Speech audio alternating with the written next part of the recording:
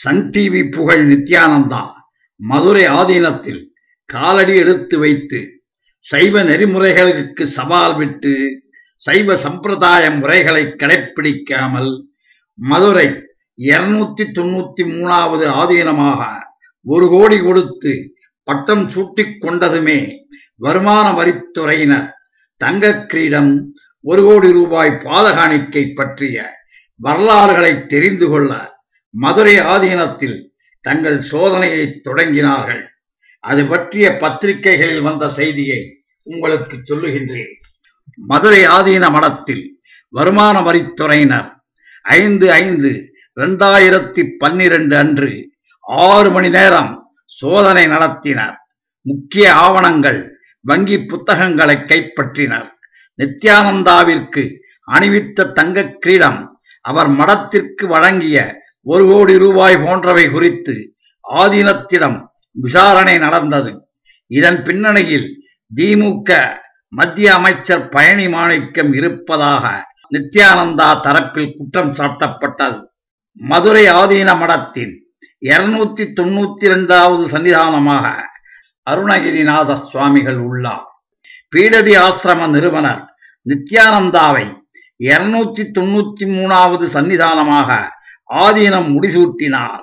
இதற்கு மற்ற ஆதீனங்கள் எதிர்ப்பு தெரிவித்தனர். 10 நாட்களுக்குள் மதுரை ஆதீனம் தன் முடிவை மாற்ற கெடு விதித்தனர். மற்ற ஆதீனங்கள் தங்கள் முடிவை 10 நாட்களுக்குள் திரும்ப பெற நித்யானந்தா வலியுறுத்தினார். நித்யானந்தாவிற்கு எதிராக இந்து அமைப்பினர் போராடி வருகின்றனர். இந்த நிலையில் மதுரை ஆதீனம் மற்றும் நித்யானந்தா திருவண்ணாமலையில் பட்டாபிஷேகத்திற்கு ஏற்பாடு செய்து வந்தனர். இதில் பங்கேற்க 2 நாட்களுக்கு முன் நித்யானந்தா சென்றார். மதுரை ஆதீனம் 5/5/2012 அன்று காலை அங்கு புறப்பட இருந்தார். காலை 8 மணிக்கு வருமான வரி மண்டல இயக்குனர் கிருஷ்ணசுவாமி உத்தரவுப்படி துணை கமிஷனர் சுந்தரேசன் தலைமையில் 2 பெண் அதிகாரிகள் உள்பட 7 பேர் மடத்திற்கு வந்தனர். மதியம் 2 மணி வரை சோதனையில் ஈடுபட்டனர். நித்யானந்தாவிற்கு ஆதீனம் அணிவித்த தங்க கிரீடம், மடத்திற்கு வழங்கப்பட்ட 1 கோடி ரூபாய் குறித்து ஆதீனத்திடம் விசாரணை நடந்தது. முக்கிய ஆவணங்கள், வங்கி புத்தகங்கள் கைப்பற்றப்பட்டன. நிகழ்வுகள் வீடியோவில் பதிவு செய்யப்பட்டன. ரைடு குறித்து கூற அதிகாரிகள் மறுத்தனர். நித்யானந்தாவின் PRO பாண்டிச்செல்வம், பீடதி ஆசிரமத்தில் நடக்காத ரைடா இங்கு நடந்துவிடப் போகிறது, அங்கு ருத்ராட்ச மாலைக்கு கூட கணக்கு இருந்தது, மதுரை ஆதீனத்தில் ரைடு நடக்கும் என தெரியும். ஆதீனம் நித்யானந்தா மீது தமிழக அரசு நல்ல மதிப்பு வைத்துள்ளது. இதனால் மத்திய அரசு மூலம் மிரட்டல் விடுக்கின்றனர். இதன் பின்னணியில் திமுக மத்திய அமைச்சர் பழனி மாணிக்கம் இருக்கிறார் என்று அவர் கூறினார். ரைடுக்கு பின் ஆதீனம் திருவண்ணாமலை சென்றார். அவர் கணக்குகளை சரிபார்க்க வந்தனர், அவ்வளவுதான் என்றார்.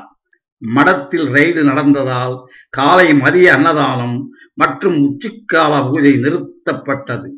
நித்யானந்தாவின் சீடர்களுக்கு மதியம் சாதத்துடன் முருங்கைக்காய் சாம்பார், முருங்கைக்கீரை மற்றும் புடலை பொரியல் பரிமாறப்பட்டது. நித்யானந்தாவே சைவ நெறிமுறைகளை மீறி 1 கோடி ரூபாய் பாதகாணிக்கை கொடுத்து மதுரை ஆதீனமாக பட்டம் சூட்டிக் கொண்டதை மக்கள் ஒருபோதும் ஏற்றுக்கொள்ள மாட்டார்கள். ஆகவே நித்யானந்தா தனது மதுரை ஆதீன பதவியை ராஜினாமா செய்துவிட்டு பீடதி ஆசிரமம் சென்று குற்றச்சாட்டுகளுக்கு உட்படாதவராக மக்களுக்கு நேர்மையான முறையில் பணியாற்ற வேண்டும் என்பதே நமது வேண்டுகோள். நன்றி, வணக்கம்.